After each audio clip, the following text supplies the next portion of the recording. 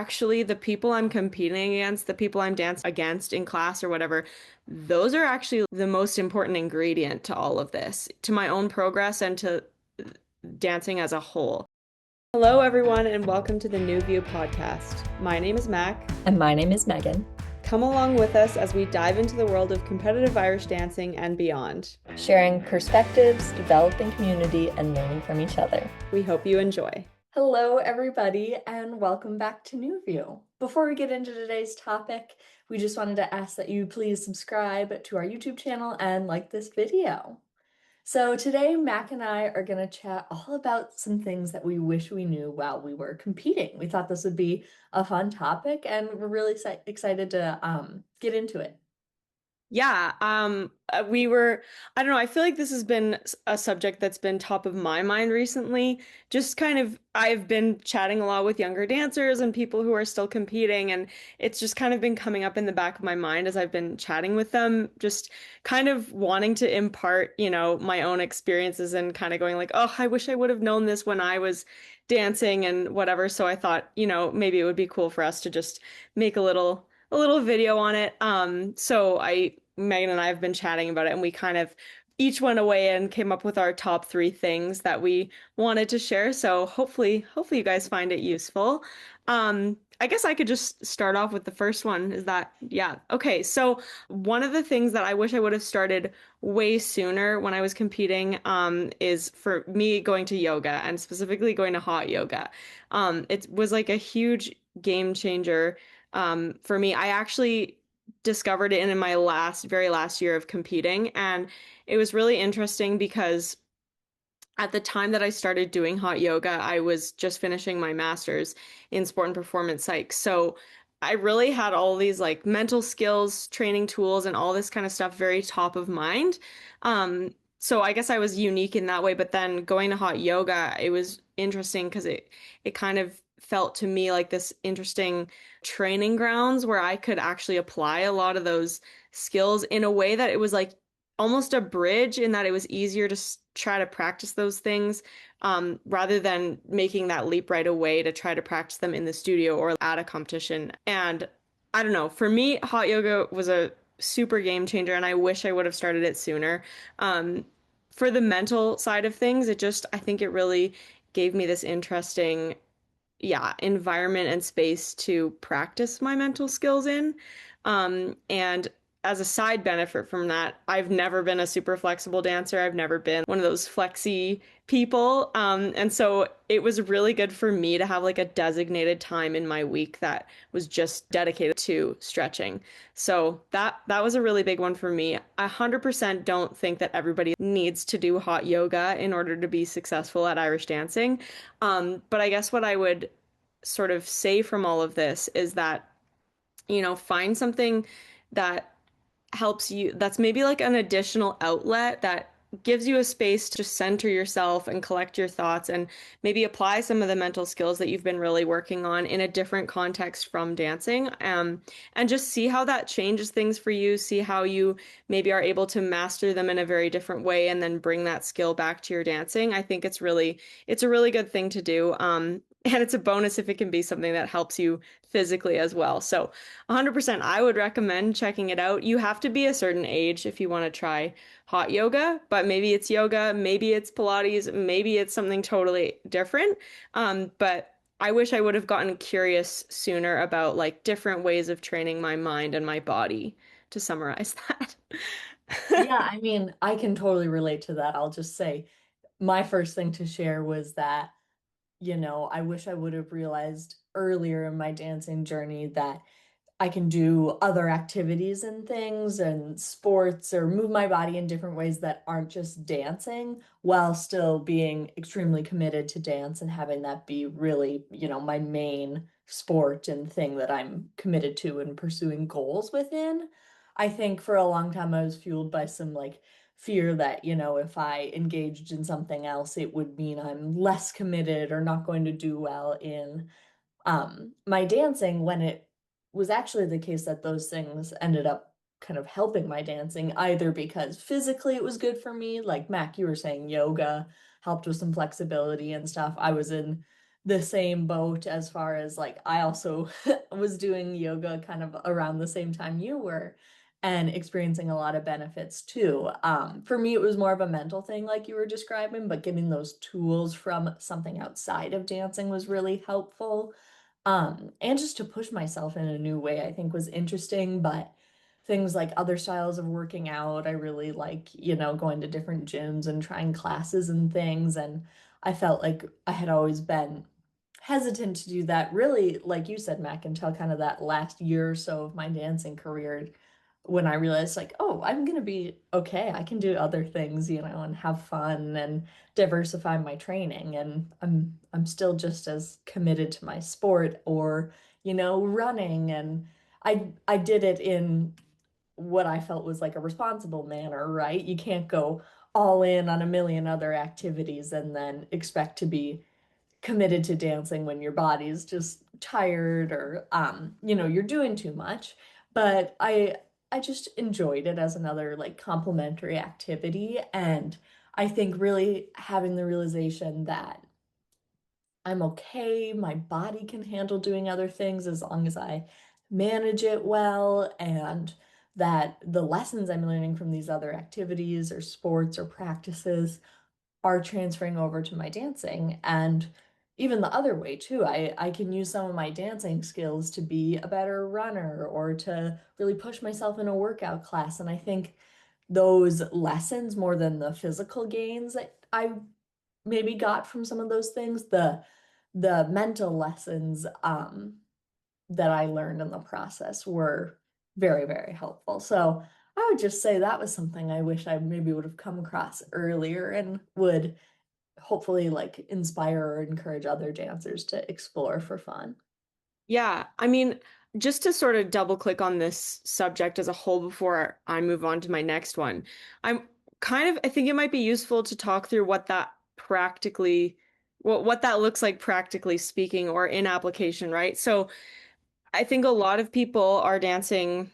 Probably they're going to class, I'm guessing, anywhere between like 3 to 5 times a week. And I think a lot of people are maybe dancing 6, 7 days a week w with your own practice outside of that and maybe private lessons or whatever. I know at a certain point for both of us, that's what it looked like. Some weeks it was 7 days a week.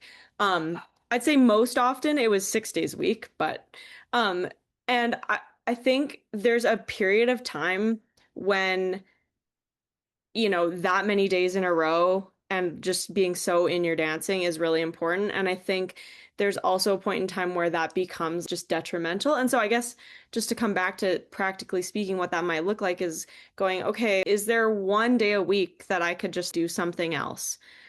Whether it is physical training or it's like, I want to go to an art class or I want to go to I don't know, rock climbing class or whatever it might be, right? So is it one day a week that you could sub out every now and again? Maybe it's not something that you sign up for on a regular basis, but a random opportunity comes up and I know my instinct was always like, no, I can't do that.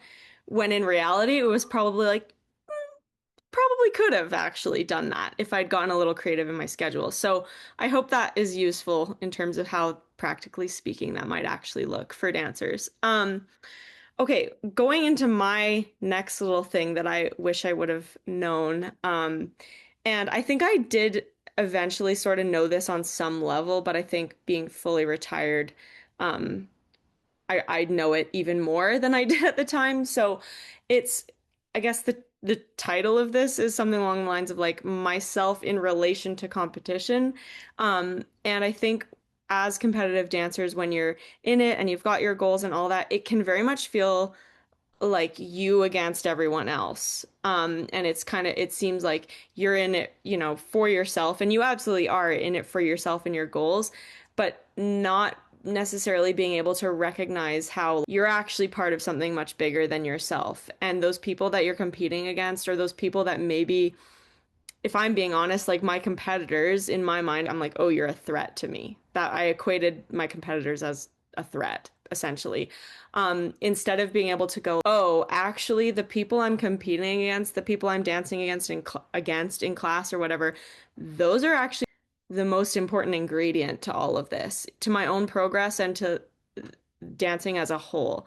And I think being really to able to, I don't know, I guess achieve that perspective, I think was so freeing, and it made me, more excited to show up to dance instead of going, oh, my performance identity is at risk every time I go to dance because I'm getting compared to the person next to me and I might not seem as good as them or might not seem better than them or whatever. Actually being able to go like, oh, the fact that maybe they are a little bit better in this regard or that regard, that's an amazing thing.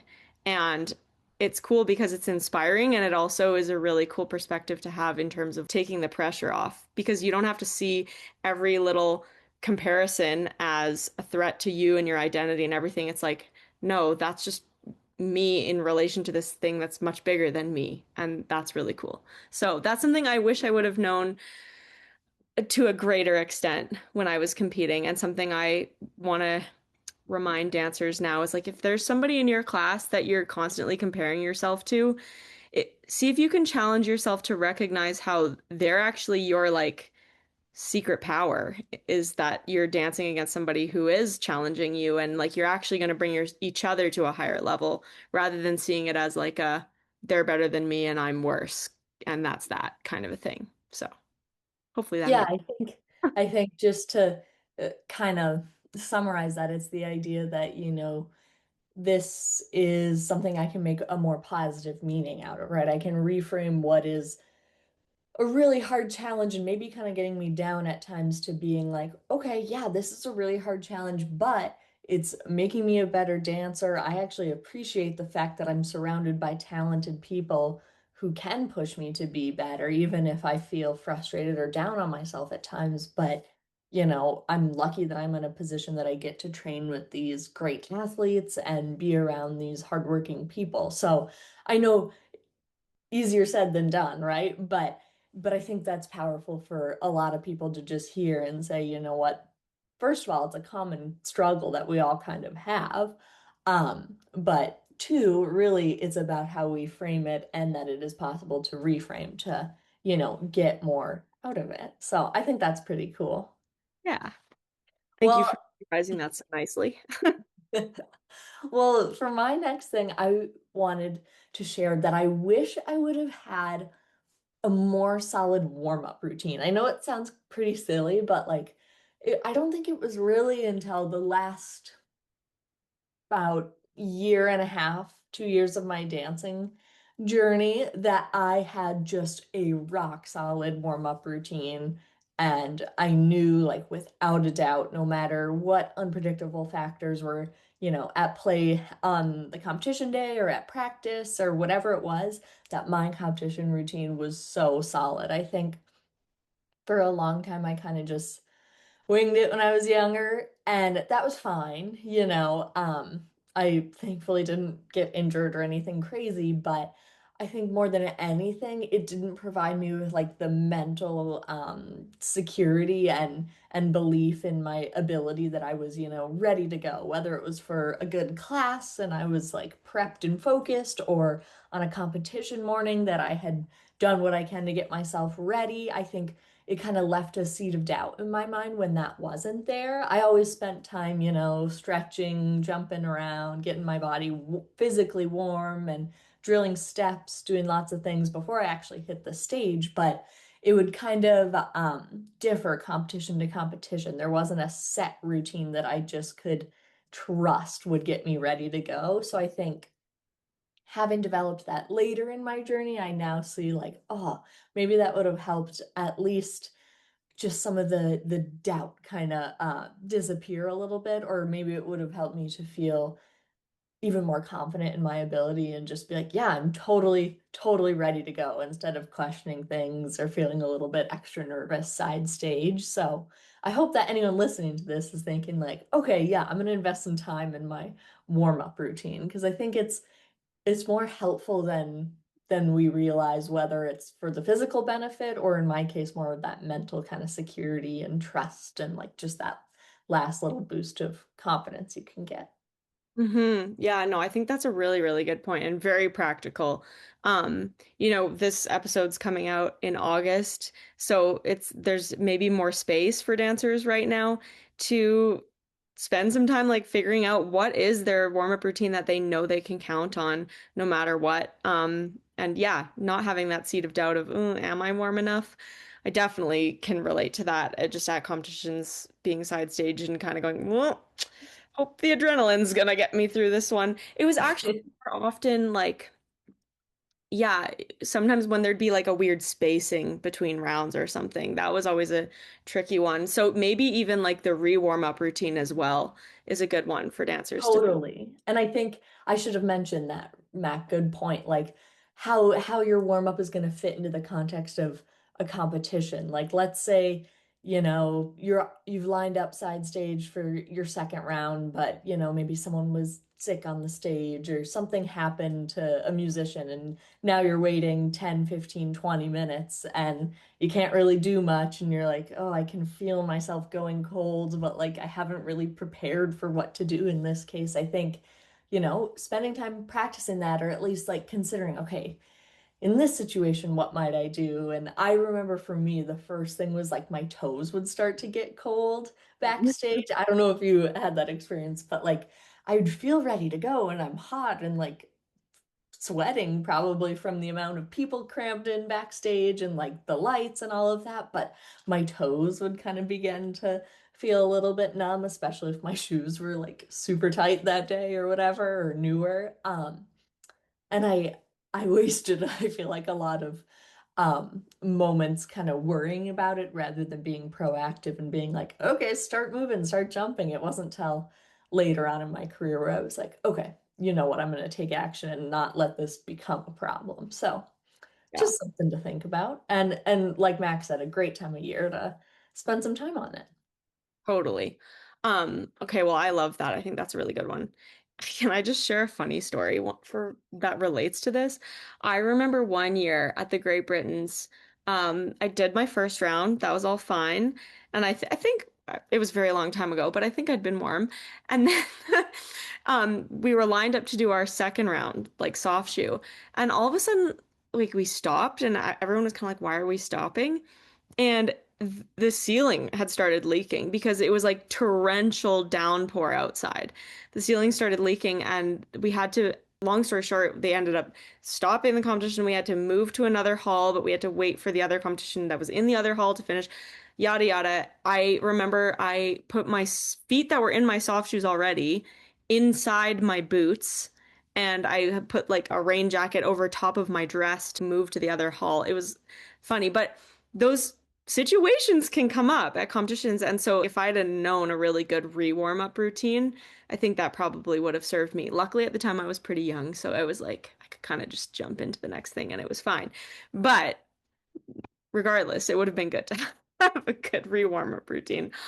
Um, okay, cool. Well, my very last point is, and I mean this in a few different ways, but the temporariness of of it all, really. I wish I would have kind of recognized this sooner. So I guess the first, maybe more obvious way of interpreting the temporariness of it all is that, I think for me at a point in my life, I just couldn't even imagine being done dancing. And so I didn't really, I guess, register that someday I'm not going to be an active competitive Irish dancer anymore. And so just to recognize that and go, oh, I need to embrace this and enjoy this journey while it's happening. And this is temporary. It's not going to be forever.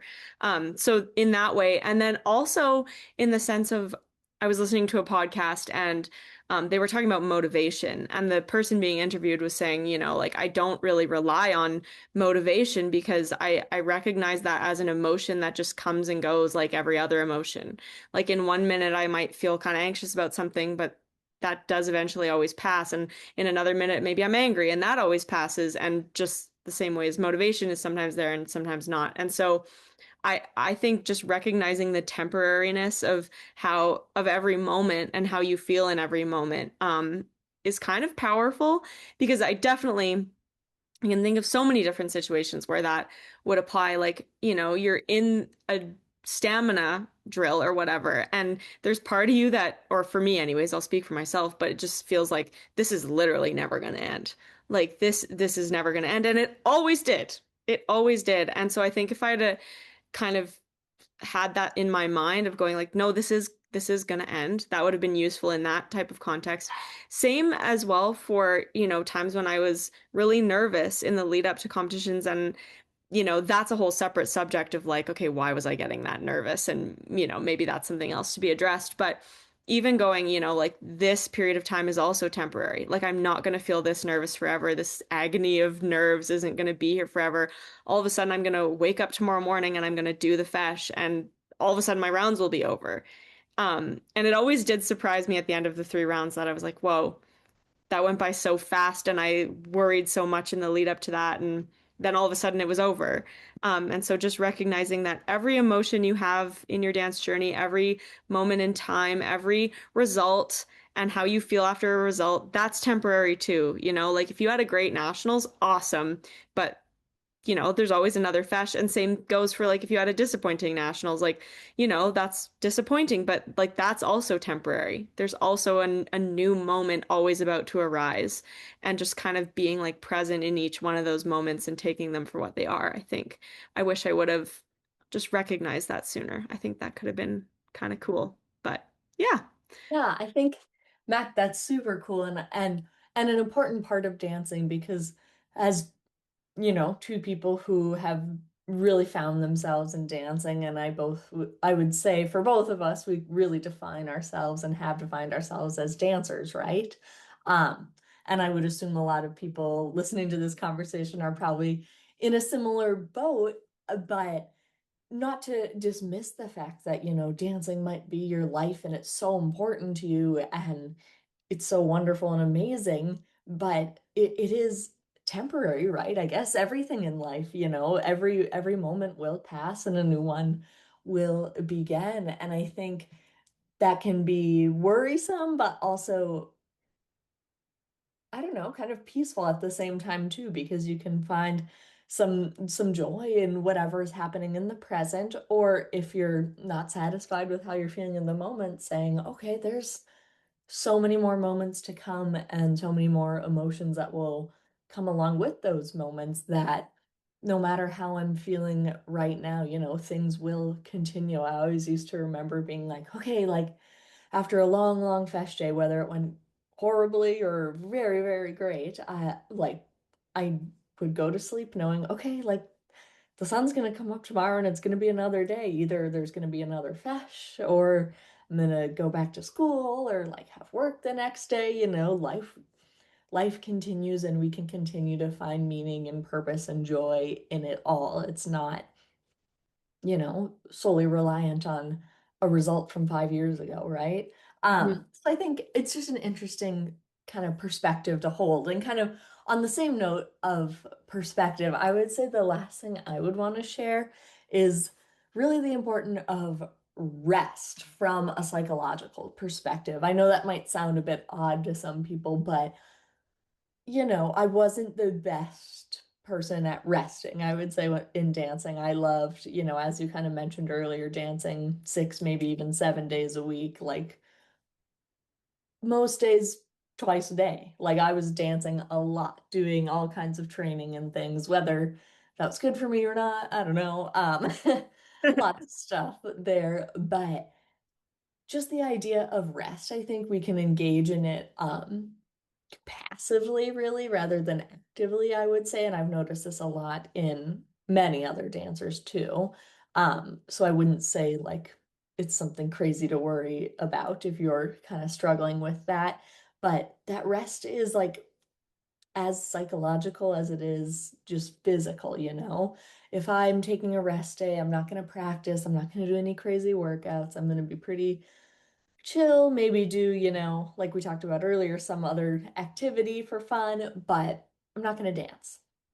And rather than just, letting myself be at ease with that, a lot of the times I would think like, oh, I should be dancing or I could be working on this and wasting so much of my mental energy focusing on things I should have or could have been doing when I really knew that would be a waste of time. But by hemming and hawing, back and forth on it for hours on the rest day, I would get to the end of my rest day and be, not fulfilled by the rest I had just taken, and then ready to get back in it for the week, and work really hard, but still kind of tired, and I think that this happens to a lot of people, especially dancers, because we talk so much about like, you have to be really committed, you have to be in the studio, and there's all that kind of narrative of like someone's doing more than you, but it really is important, I think, to actively engage in rest, whether that's, sleeping more and not guilting yourself about it, or not getting very many steps that day and not freaking out, or, not dancing and listing through all the things other people or your competitors could be doing, but just saying, you know what, I'm being productive through rest, and like that's enough for me today. And I think, that's something that takes a lot of work, but something I wish I would have had with me in my dancing journey. So I'd love for other people to know that, and for other dancers to hopefully find some comfort in resting. Totally. Well, I think that's such a good point. And a couple thoughts that came up for me as you were explaining through that is one, really start to get serious about your rest and recognize, hey, I'm going to dance better for the rest of the week, and the work that I can put in for the rest of the week is going to be of a higher quality and maybe intensity because I am taking my rest as seriously as the training. And I think it's important, if you really do have goals, and I know you believe this too, Megan, you have to commit a lot of time and energy to the training. It's so important. You can't just kind of be like, oh, I'm going to practice whenever, kind of. But I think it is so important to do your rest so that you can be quality and quantity when you are on, right? So that's huge. And I totally agree with that as well. It totally takes away from the rest when the whole day you just feel guilty about having taken the rest. But I think maybe if people plan ahead of time, or again, this is the summer, so write out what a typical week in your life looks like. And maybe you schedule in the fun other activities or different ways of moving your body, like we were talking about at the top of the episode. And maybe you also schedule in your rest. And if it's scheduled in and you can see that and where that fits in, and you've been very intentional about it, maybe that can help to alleviate a little bit of that guilt around it. It's like, no, I planned for this and I'm doing this in service of all the other days where I'm not taking the rest. As a thought, I know it can be really hard for people to just be able to let that guilt go and everything, but I think that's an incredibly important point. And yeah, just like for your own longevity in dancing as well. I think if you burn yourself out, that's unfortunate. You might, end prematurely, right? So yeah, really, really important point. So thanks for sharing that one. Well, awesome. I think we touched on a lot of great things today, and I'm sure we could talk forever about the lessons we learned in dancing, but as far as like where we can go with these things, again, now is a great time of year to consider, okay, what can I do differently this year? How can I incorporate maybe a better routine, or more rest, or other forms of movement? I think all of these are great to consider. And just as a fun little plug, Mac and I are doing our back to class live workshop soon, and Q&A episode for back to class season. So if you have questions or want to join us and learn more about, how to practice in a smart way, set that schedule up for the year, how to incorporate rest, all those things, like we're happy to talk about it, and you can join us for that live conversation soon. Perfect. Yeah. And that'll be on August 23rd. And we'll also have our co-pilots, Aristea and Harlow, joining us. And I know they're super excited to see everybody as well. So we'd love to see you there. But thanks for listening. And we hope you got something out of this fun little chat about what we wish we knew. Thanks for joining us in this episode of the New View podcast. We hope you enjoyed. If you have any ideas about future guests we should interview or want to connect, you can find us on Instagram at newview.collective or email us at newviewcollective.mm@gmail.com.